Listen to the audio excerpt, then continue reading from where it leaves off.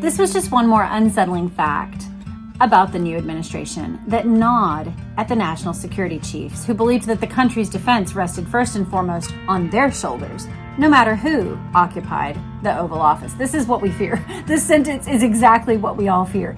Is there a group of military industrial folks who have their jobs secured in Washington, D.C. that kind of regardless of whether it's Bush, Obama, Biden, Trump, Clinton, no matter who's in there, that the military guys are just keeping the plan moving forward. These generals knew, of course, about family patriarch Joe Kennedy's shameful record of appeasement toward the Nazis. Now they saw his son surround himself in the White House with men they regarded as Cold War appeasers. From the very beginning of his administration, the young president himself was regarded with a wary suspicion by Washington's warrior culture. They feared JFK was a lightweight who might very well put the nation at risk. A physically and morally compromised man whose victory had been purchased by his cunning crook of a father.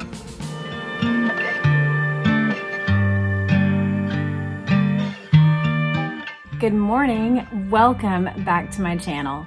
And if you're new, then welcome. I am Jess, Connell, and I hope to earn your subscription today. We are in episode 2 of our new series. I'm calling it Circling the Truth.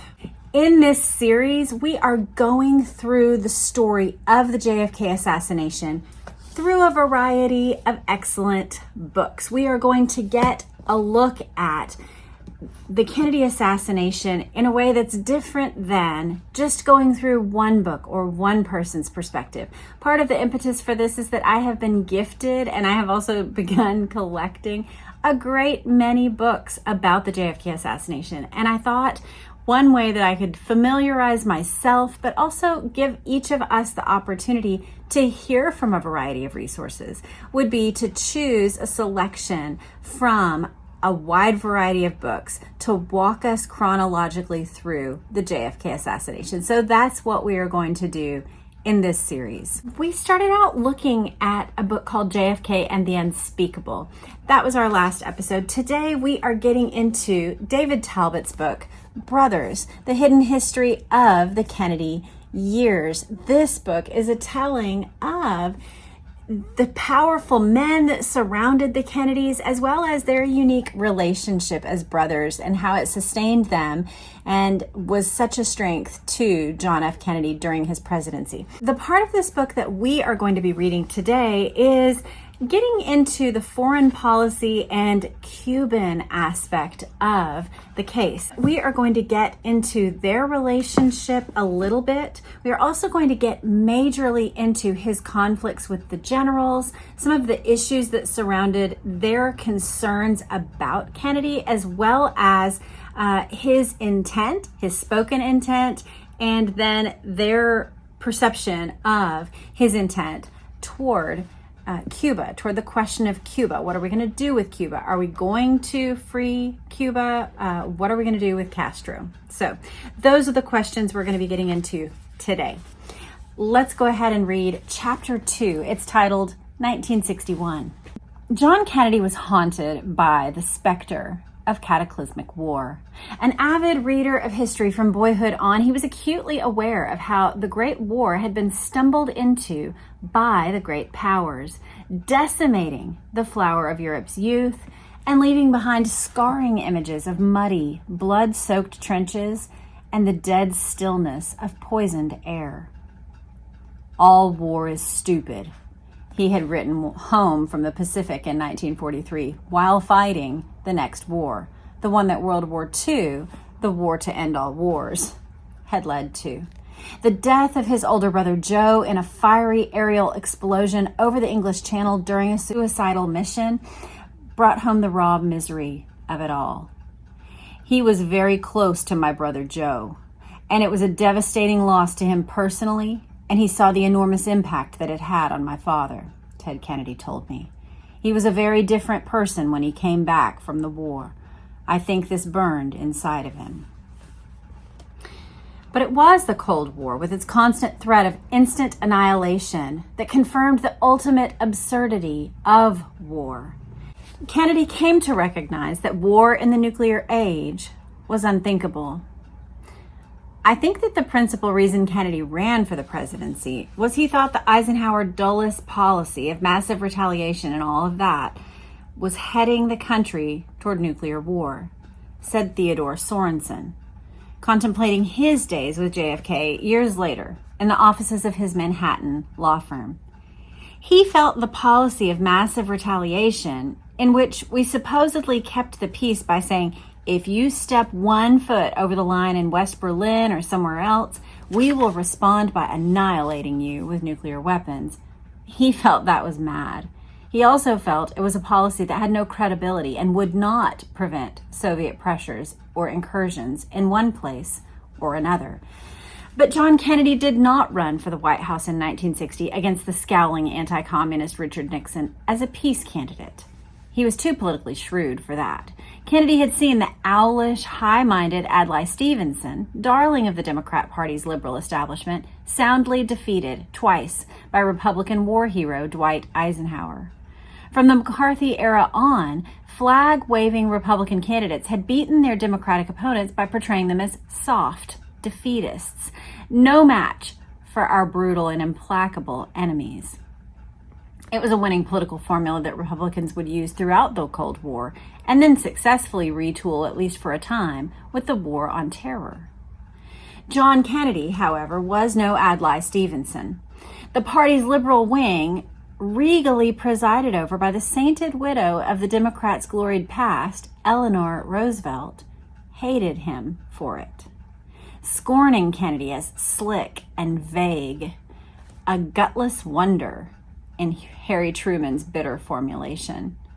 Mrs. Roosevelt wondered, with reason, how the author of Profiles in Courage, a book extolling political leaders who put principle ahead of expediency, could have avoided taking a stand against McCarthyism, the greatest threat to American democracy of the day.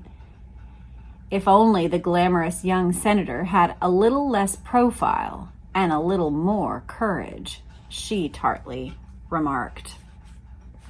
This brings to mind, if you're interested, I will link it in the show notes. We went through the Life magazine looking at the 1960 election, and I remember remarking at the time, wow, Eleanor Roosevelt still had a big role here. There's a little picture of her in the arena, like where she was standing. So very fascinating. Anyway, she still had a lot of influence, and she did not think well of Kennedy. Slick and vague. But the Kennedy family had no interest in being beautiful losers. They weren't wanting to take the right liberal stand and yet not win. The Kennedys, we've learned from Joseph Kennedy, from all of our readings on him, they had it instilled in them, win at whatever cost. The most important thing you can do is be a winner. So they didn't want to be beautiful losers with high-minded principles. Winning was always the goal with the Kennedys, and they knew how to do it. The Kennedy brothers might have been raised in Brahmin comfort and been educated at the most elite New England schools, but when it came to the brawling world of politics, they were not that far removed from the Irish saloons of their forefathers. In his 1960 presidential race, John Kennedy faced the most cunning and dirty politician on post-war America's national stage, Richard Nixon. JFK beat him by playing every bit as dirty, and more important, by grabbing the war club that Republicans like Nixon used to beat Democratic contenders and using it against Tricky Dick instead. Kennedy stunned Nixon by thumping his chest louder than his opponent on the nuclear arms race and on Cuba, where Fidel Castro's revolutionary government was dramatically breaking away from U.S. dominion. Prodded by a friend, JFK sold voters on the alarming idea that we were falling dangerously behind the Soviets in the nuclear arms race. The missile gap turned out to be a myth, the creation of Air Force intelligence analysts and credulous newsmen, as Kennedy would be informed by a Pentagon's arms expert soon after moving into the White House. But during the campaign, the missile gap hue and cry succeeded in putting Nixon on the defensive, as did Kennedy's clarion call to support Cuban freedom fighters in their crusade to take back the island from Castro. So interestingly, the Democrats, prior to this election, would take high-minded principles, and he actually took the war club out of Nixon's hand, he's saying. He said, we need to win the nuclear arms race. We're getting behind the Russians, which was totally the different take than what they expected him to say. And then he said, we need to support the Cuban freedom fighters.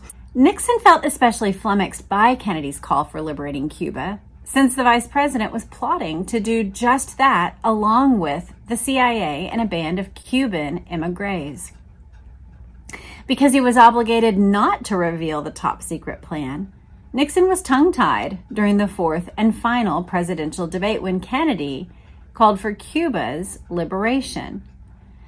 He later wrote in his memoirs, I had no choice but to take a completely opposite stand and attack Kennedy's advocacy of open intervention in Cuba. I shocked and dismayed many of my own supporters. In that debate, Kennedy conveyed the image to 60 billion people that he was tougher on Castro and communism than I was. Nixon, a master of the black arts of electoral politics, had finally met his match. Kennedy edged out Nixon by a whisper of margin on Election Day. So it put Nixon in a position that he didn't expect to be in that final debate. And I'm not sure if it was that one. I know that the debates of 1960 are always pointed to as the moment that changed U.S. electoral politics from a verbal game to a verbal and visual game, that the people who listened to the debate thought that Nixon won it. The people who watched it thought Kennedy was the clear winner because visuals began to matter.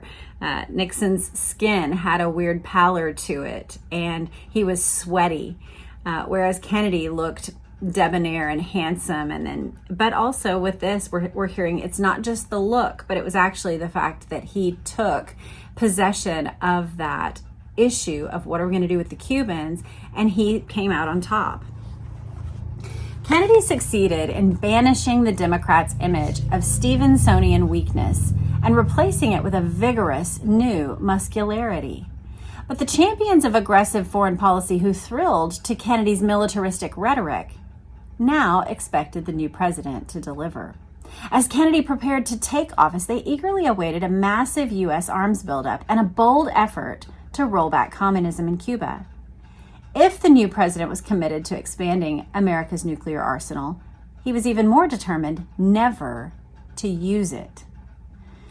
So he's saying, let's build up our nuclear arms, and also he didn't want to use nuclear weapons. This seemingly contradictory position was vividly displayed in Kennedy's ringing inaugural address. The speech revealed a man with, quote, 1 foot in the Cold War and 1 foot in a new world he saw coming, end quote, as Kennedy advisor Harris Wofford described the new president.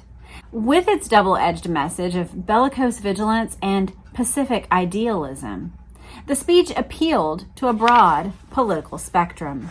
While Kennedy vowed the nation would pay any price, bear any burden, meet any hardship, support any friend, oppose any foe, to assure the survival and the success of liberty, he also dispensed with the usual Soviet bashing rhetoric and invited our enemy to join us in a new quest for peace. Likewise, he offered a post-colonial vision to the Third World, and Latin America in particular, where the United States would help them cast off the chains of poverty, but immediately followed this with a veiled warning to those revolutionary groups in the region who sought to follow Castro's path. He vowed to oppose aggression or subversion anywhere in the Americas. The inaugural was an inspiring work of oratory, whose soaring rhetoric succeeded in making its aggressive interventionism as well as its ambitious humanitarianism seem of a whole. calling on powers both dark and light in our nature. It was cheered on by everyone, from Norman Thomas on the left to Barry Goldwater on the right. Very interesting. I think, they're centering in, and we're about to get into it, about his rhetoric and how he was able to marry ideas that seemed contradictory during his age, that it seemed like you either had to be pro-intervention and pro-nuclear war or a pacifist that's just going to sit it out. And he, with his military history, was able, and his vision of the world, we're going to get into this more, but he was able to bring together ideas and principles and piece together a way through this narrow channel of Cold War risk in a way that made sense to the American people and called them to bigger ideals. I mean, one of the things that we've talked about on the channel, but it's particularly appropriate at this particular moment as we look at the kinds of rhetoric that he was using and the principles that he was expressing that drew out the nation. One of the things that we want to bring to mind is that at the time of his murder, his approval rating was around 80%, something that modern presidents could only dream of now. I mean, after a major crisis, occasionally a president like George W. Bush right after 9/11 will get up toward numbers like that. But only then, and then the numbers begin to tank almost immediately again. Most presidents hover somewhere between 48 and 56% for the entirety of their presidency. For him to be at 80% was crazy, but when I hear this and I think about the artful way that he brought together principles that people thought were opposed with one another, and they had to think, do I want this or do I want that? And he showed them a way that we can actually have strength and also not be sticking our nose in everywhere. Let's try to keep people from aggressive revolutionaries taking over their countries, but also let's be slow to intervene. Let's build up our nuclear arsenal, but also let's be slow to use it. He was showing them a way through that didn't have to be either this or that. Either we're strong or we're weak. It was a way through. Very interesting. Looking back, Ted Sorensen, Kennedy's essential collaborator, that's his speechwriter, saw nothing contradictory about the inaugural. It embodied, he said, Kennedy's fundamental philosophy of peace through strength. The line in the inaugural address that is the most important is not, ask not what your country can do for you. It's, for only when our arms are sufficient beyond doubt can we be certain beyond doubt that they will never be employed. That was the Kennedy policy in a nutshell. He wasn't for unilateral disarmament. On the contrary, he wanted to build an overwhelming nuclear advantage so we would never have to use them. The Soviets would never dare challenge us. Peace through strength. It's one thing to write a speech that artfully weaves together opposing views and unites opposing constituencies in a burst of applause. It's another to govern consistently based on such a delicately balanced philosophy. The world of power has a way of reducing subtleties and complexities to their lowest common denominator. Ted Sorensen's experience in the first year of the Kennedy White House is revealing in this regard. He was more than just a speechwriter. He was one of the better angels of John Kennedy's nature. He helped Kennedy stay in touch with his liberal conscience that underlay the president's carefully manufactured political enterprise. He knew how to tap into the soaring vision in JFK and how to give it wing in Kennedy's speeches. Hired at the age of 25 to be a writer and advisor for Kennedy as the rising politician entered the Senate in 1953, Sorensen quickly learned how to crawl inside his employer and channel his thoughts. That's really interesting. That's really interesting that's the way that he operated as a speechwriter, was to physically, it says, to crawl inside his employer. Ted Sorensen is getting to be a mirror image of me. reflecting even what I am thinking," Kennedy told his old Navy crony Paul Red Fay. Still bitter from his loss, Nixon lashed into the two men's eloquent political partnership in an interview with Redbook magazine in June 1962, charging Kennedy was a puppet who echoed his speechmaker. "It's easier for Kennedy to get up and read Sorensen's speeches, but I don't think it's responsible unless he believes it deeply himself." That sounds like bitter grapes, doesn't it?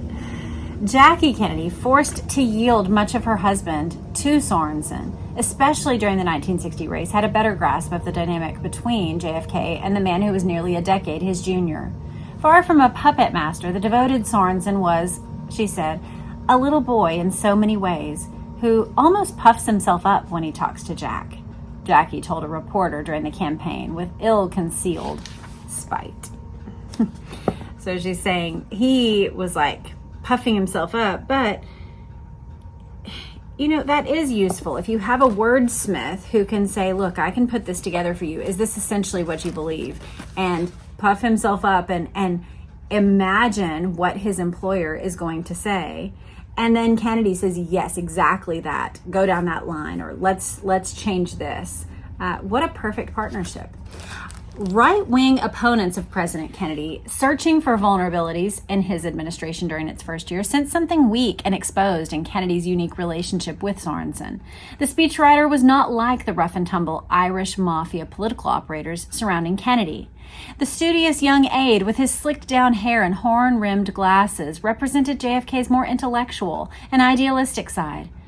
More important, while Kennedy had created a winning political persona as the World War II hero of PT-109 fame, Sorensen embodied the anti-war sentiments that JFK's enemies suspected were really in command of the new presidency, despite its tough rhetoric. To these conservative critics, there was something weak and feminine about the team of boyishly handsome, tousle-haired young men who had taken over the government from the reliable old general who had commanded it before then.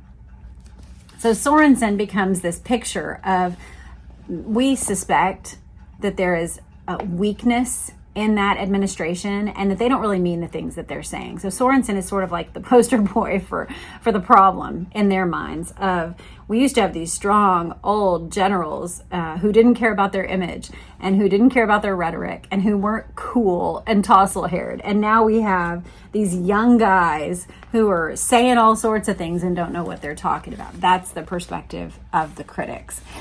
Unlike Kennedy and many of his other top men, Ted Sorensen had never gone to war and had never even served in the military. He had registered in 1948 as a conscientious objector and later escaped service in the Korean War as a father. "I was not against service. I was against killing," Sorensen told me years later. "I'm not sure that pure pacifists would describe me as a pacifist. I was willing to risk my life in a non-combatant role. I believed, and still do, that there is such a thing as just wars. I think ridding the world of Hitler was justified."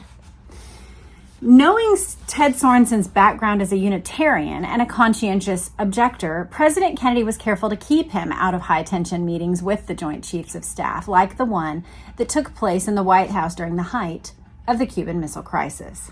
This was just one more unsettling fact about the new administration that gnawed at the national security chiefs, who believed that the country's defense rested first and foremost on their shoulders, no matter who occupied the Oval Office. This is what we fear. This sentence is exactly what we all fear.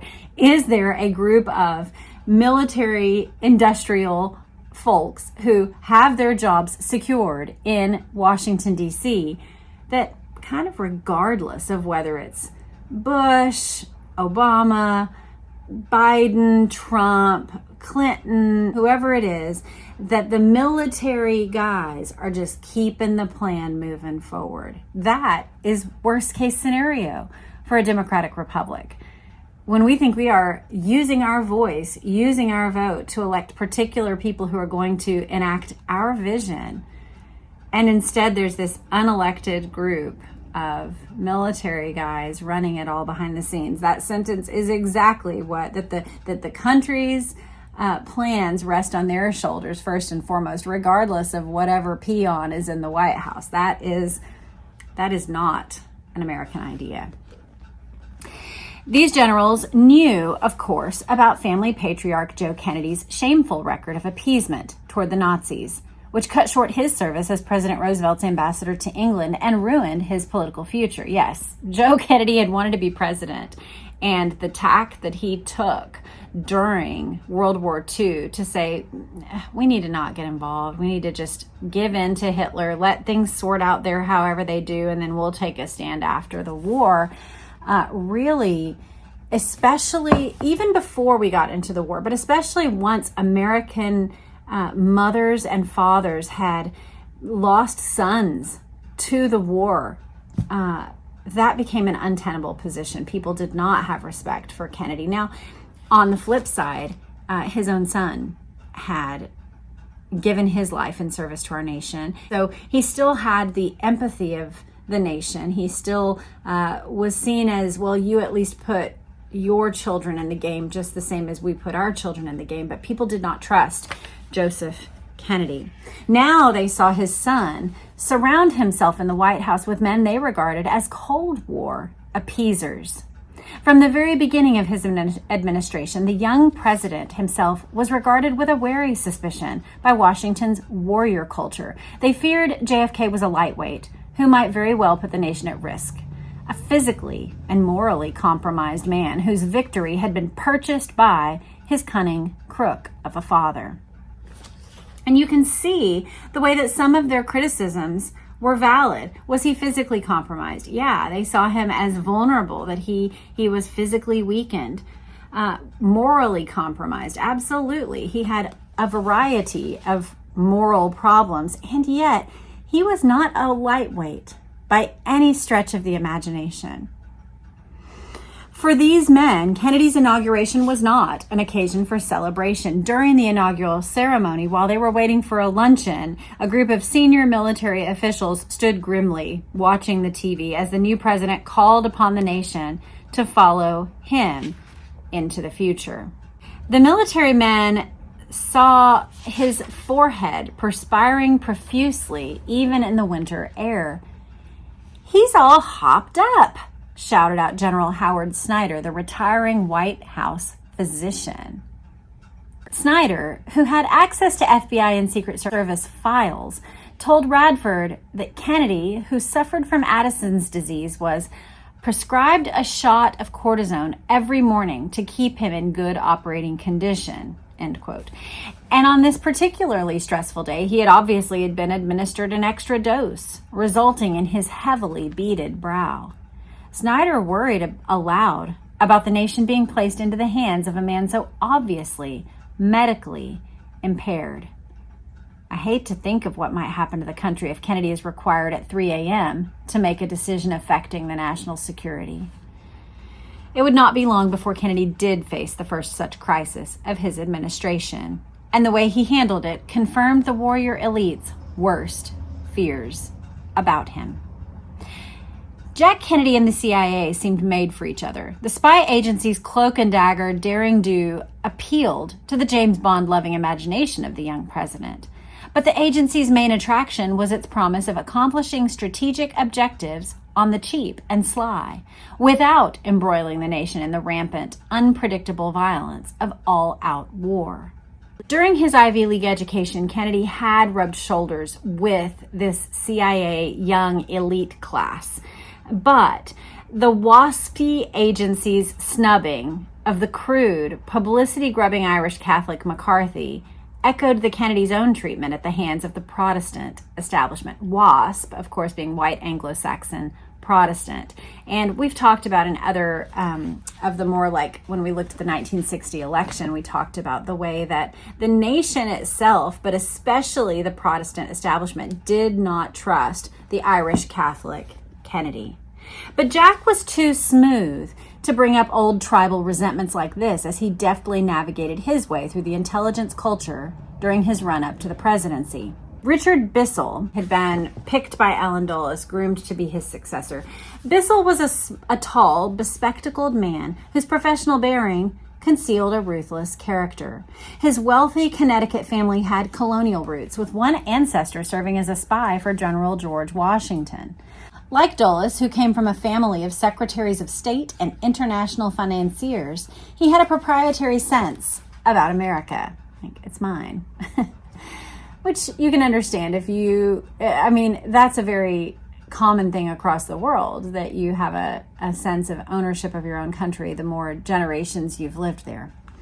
During the 1960 campaign, Bissell responded enthusiastically to Kennedy's aggressive international posture, seeing in him someone like himself, a bright young leader who would not be content with the global status quo, but would seek to roll back the advances of communism, not simply by waving the big nuclear stick like Eisenhower, but by confronting the Soviets with a variety of counterinsurgency and espionage methods more suited to the world of modern conflict.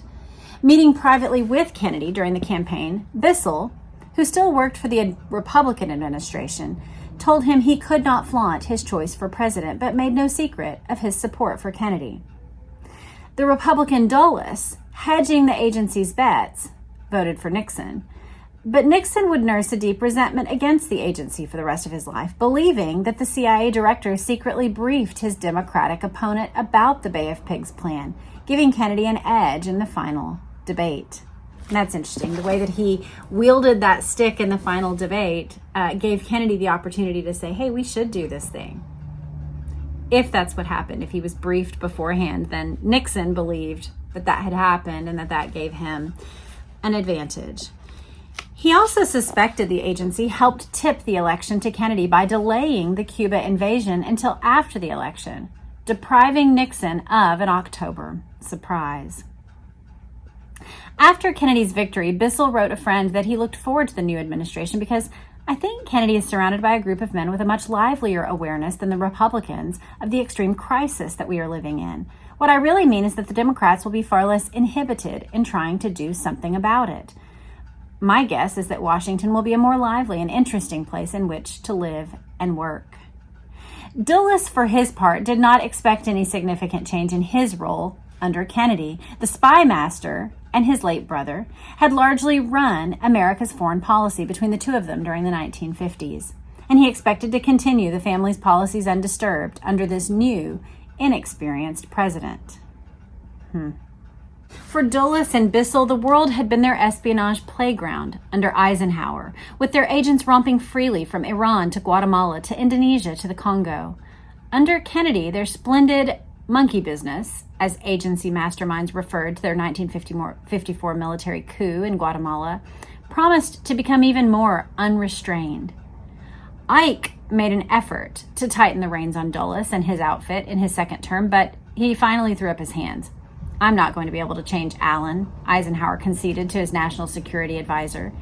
He learned to live with a CIA director who firmly believed that the gentlemen of U.S. intelligence were not bound by the same moral code that other mortals were.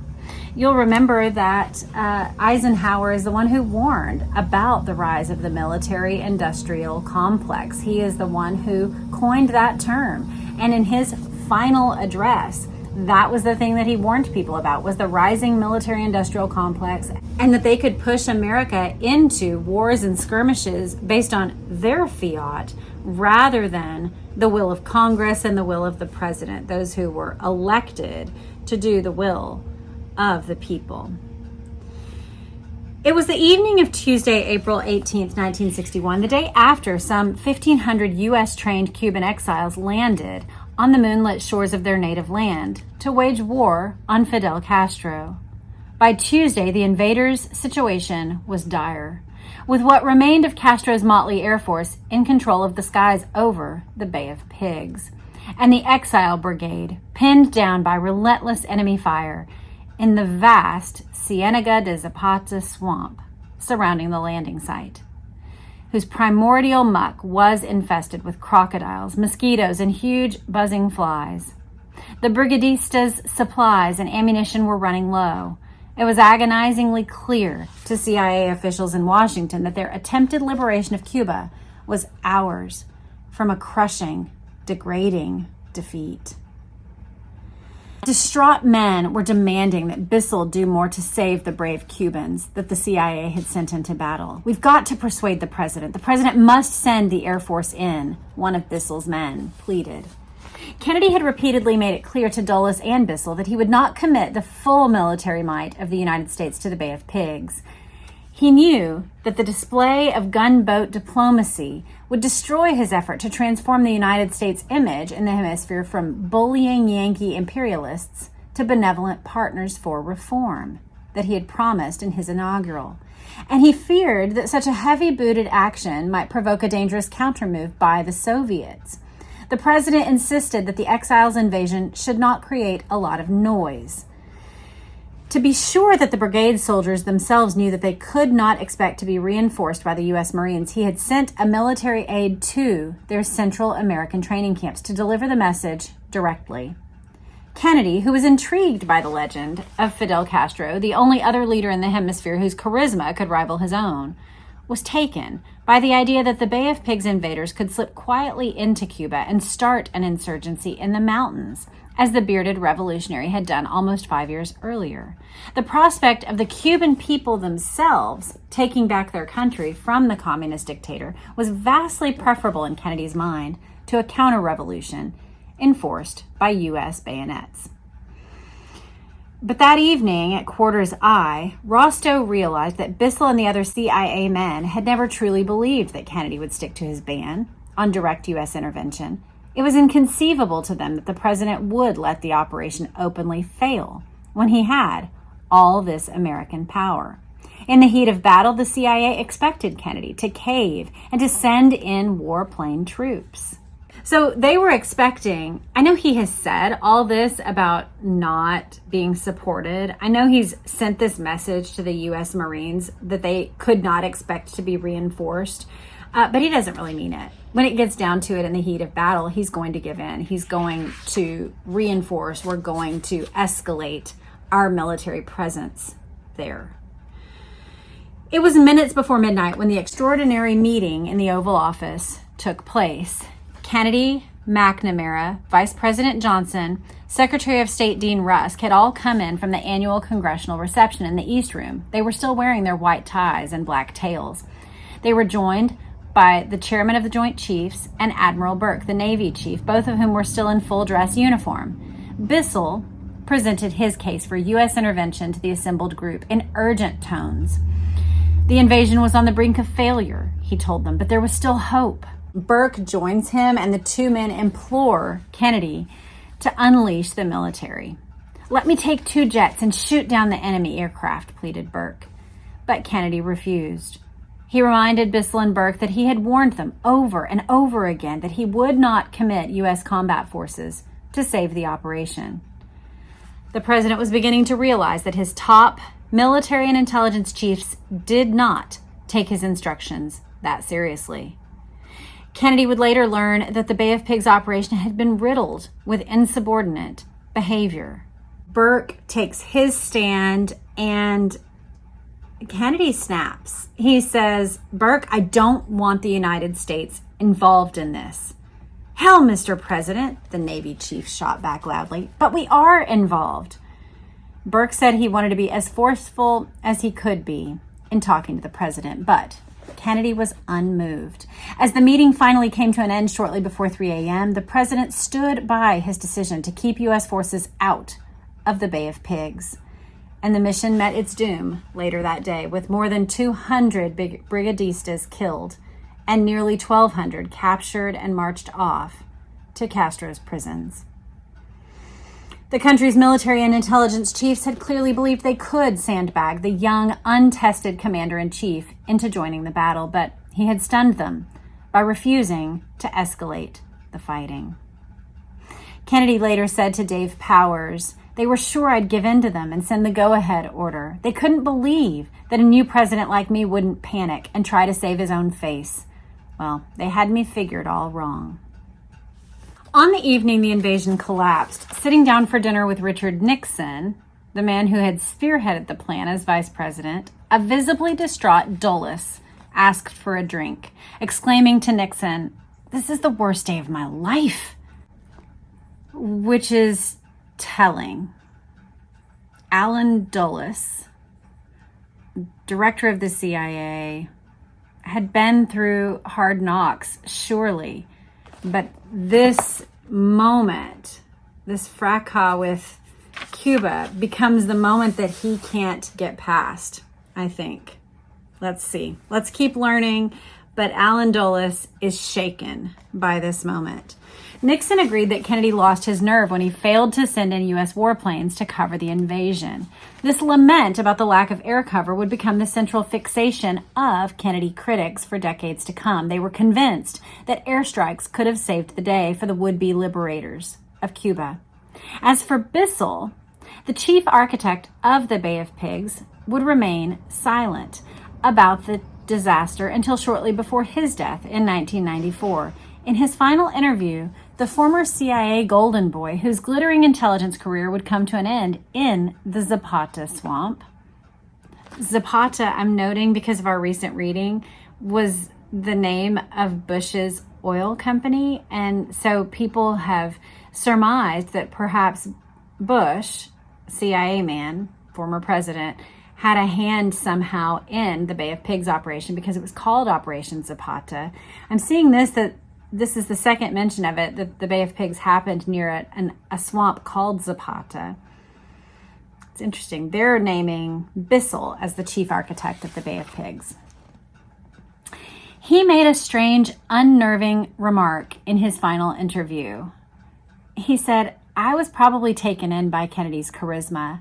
He was such a complicated mix of accomplishments and mistakes that when he died, my children didn't know whether to laugh or cry."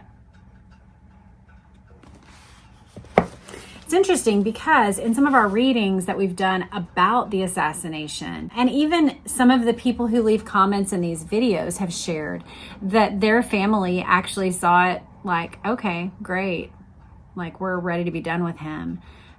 Some people, there are reports of school children, actually some clapping or cheering because their parents had displayed such vitriolic hate in their home. So there's definitely something where the remarks of children reflect the parents. And for him to say, my children didn't know whether to laugh or cry, is an insightful thing. The Bay of Pigs disaster was also viewed with great distress in the Pentagon, where Kennedy's hesitation was seen as sending a dangerous signal of U.S. weakness to Moscow. In his first test in this supreme confrontation of the Cold War, as they viewed it, Kennedy was judged by military and intelligence officials to be a dangerously weak link at the top of the chain of command. He would never again enjoy their complete trust or loyalty. Kennedy, for his part, was equally estranged from his national security team after the Bay of Pigs. "I've got to do something about those CIA bastards," he raged. He also lashed out at the Joint Chiefs with their rows of colorful ribbons that boasted of all their military experience. Those SOBs with all the fruit salad just sat there nodding, saying it would work. While the president famously took responsibility for the debacle in public, CIA and Pentagon officials knew that privately he spread word that they were to blame. Never again, he told liberal advisors like Schlesinger, would he be overawed by professional military advice. Weeks after the fiasco, playing checkers at his Cape Cod family compound with his old World War II pal, Red Fay, he was now the Assistant Secretary of the Navy. Kennedy was still fuming. "Nobody is going to force me to do anything I don't think is in the best interest of the country," he said. "We're not going to plunge into an irresponsible action just because of a fanatical fringe in this country." Kennedy grew more passionate, thinking about the carnage that would have resulted from an all-out U.S. assault on the island. "Do you think I'm going to carry on my conscience the responsibility for the wanton maiming and killing of children? Do you think I'm going to cause a nuclear exchange? For what? Because I was forced into doing something that I didn't think was proper and right? Well, if you or anybody else thinks I am, he's crazy." In his fury, Kennedy threatened to shatter the CIA into 1,000 pieces and scatter it to the winds. He did not follow through on this vow, but after waiting for a politically expedient interval, he did fire Dulles and Bissell. After the Bay of Pigs, Kennedy had contempt for the Joint Chiefs, Schlesinger recalled. I think JFK's war hero status allowed him to defy the Joint Chiefs. He dismissed them as a bunch of old men. But Kennedy was acutely aware of how formidable the institutional powers were that he was confronting. He took his concerns to an old family friend, Supreme Court Justice William O. Douglas. The episode seared him, said Douglas, recalling their conversation. He had experienced the extreme power that these groups had, these various insidious influences of the CIA and the Pentagon on civilian policy. And I think it raised in his own mind the specter. Can Jack Kennedy, President of the United States, ever really be strong enough to rule these two powerful agencies? I think it had a profound effect. It shook him up. Since he had won the White House by a slim margin, Kennedy had thought it had been wise to retain the military strength, the icons from the Eisenhower era, like Dulles. And he thought he could trust them. He thought he could rely on their background and their experience. But when he realized that he could not, Kennedy moved to get rid of this old guard or sideline them. After the cataclysm in Cuba, JFK pulled away from these national security wise men and began to surround himself with his most trusted personal advisors, men who had fought with him in the political trenches and were known for their intense loyalty, like Sorensen, his speechwriter. He asked Sorensen to start advising him on foreign affairs, even though the young aide had never traveled beyond the country's borders. Above all, Kennedy turned to his brother. On the morning that the Cuba mission began to fail, Kennedy tracked down Bobby at a newspaper editors' convention in Williamsburg, Virginia, where he was speaking, urgently asking his brother to come back here. Like Sorensen, Bobby had no foreign policy experience. I mean, he had traveled at this point, so he knew a lot about the world. He had been with his father in Britain during that time. Now, he was a younger man, even a young teen, I think, during those years. But he had done his own world tour. He had seen some of the world, so he wasn't as inexperienced as Sorensen was described. But he now moved to the center of national security decision-making for the rest of his brother's presidency. Kennedy offered his younger brother the CIA, but Bobby thought it politically ill-advised. While he rejected the position of CIA director, however, the Attorney General began to unofficially take on the responsibility of supervising the agency for his brother. At this juncture, it seems like JFK would have put Bobby in charge of every vital part of his government, if he could have. Berkeley scholar Peter Dale Scott said this is the point where the Kennedy administration began becoming a family affair, with the two Kennedys at the center, encircled by the small group of men they considered their band of brothers. Kennedy couldn't work through the CIA, the Pentagon, or even the State Department. There was so little institutional support for the Kennedys' policies. The bureaucracies were very committed to the Cold War, Scott observed. Their close relationship fortified the two brothers, gave them confidence that they could take charge of a government that was in many ways hostile to their enterprise. They were totally loyal to each other, recalled JFK's cabinet secretary. They almost didn't need to communicate with each other. They almost knew what the other person was thinking and doing. Bob's sole focus was to make sure everything was working for his brother. He gave him everything. He did all the unpleasant tasks for Jack.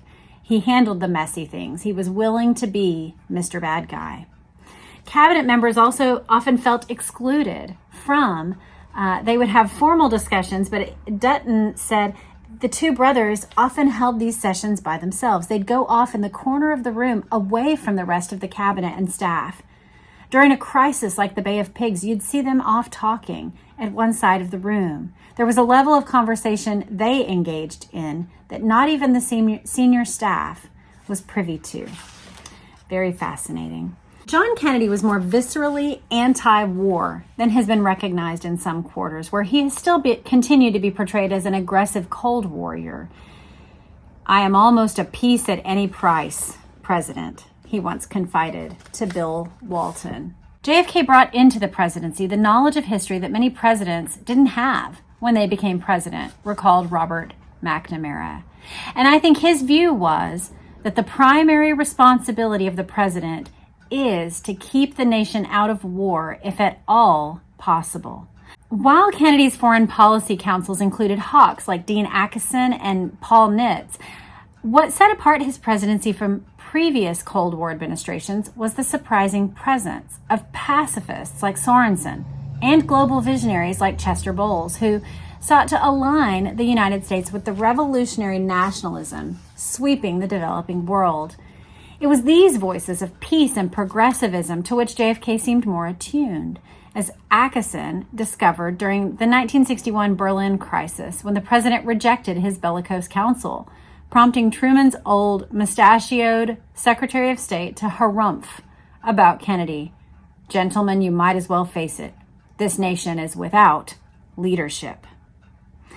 Now we get to the end of the section that we are going to be reading today. Never before in the Cold War had Washington's halls of power seen the likes of men like Sorensen, Bowles, and Murrow.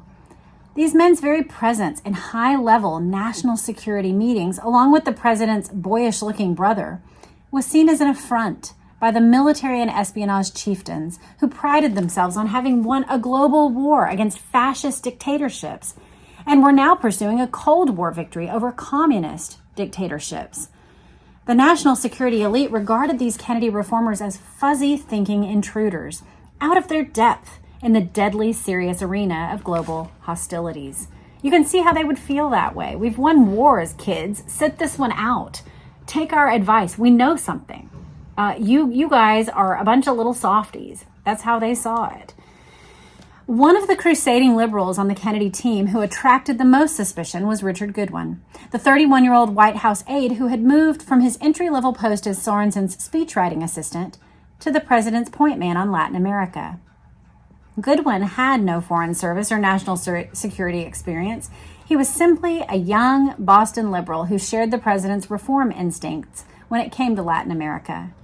In the months after the Bay of Pigs, President Kennedy would signal his disgust with the national security establishment by making the freewheeling Goodwin his chief advisor on Cuba.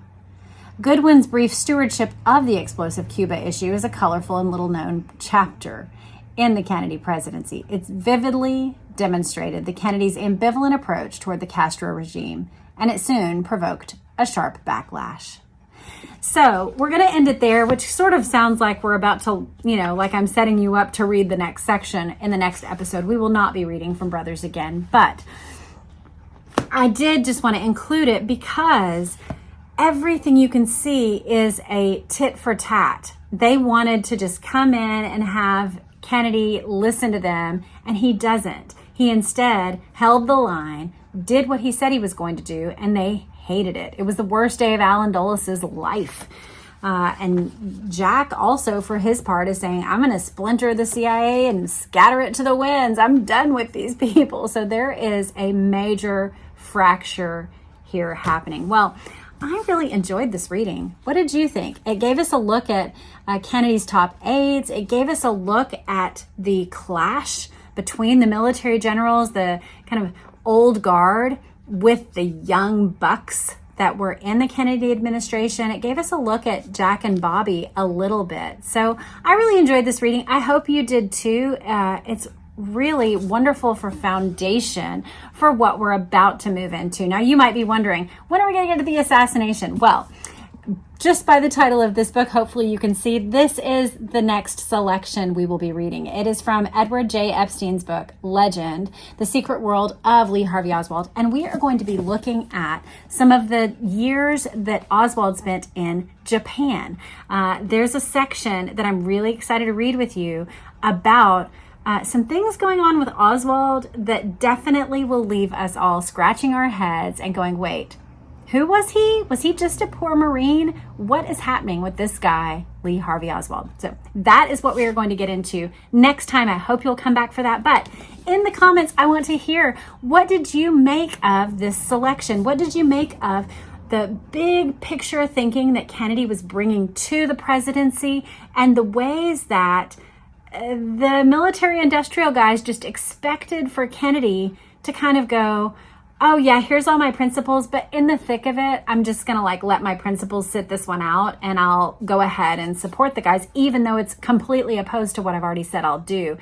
they were shocked when he didn't do that. And I can see how this major clash, and then obviously the firing of Dulles and Bissell, could be something that hacked off enough people that, did the CIA have an axe to grind? That's one of the angles of the Kennedy assassination. And it's why I wanted to get into this with Dulles, so that we have the right background for who Allen Dulles was, why he was personally invested in the situation, and just to give us the understanding of like the Cuban angle. So let me know what you thought of the reading. I can't wait to hear what you observed. You probably observed different things than what I do. I come at it with a, born in 1979 set of eyes.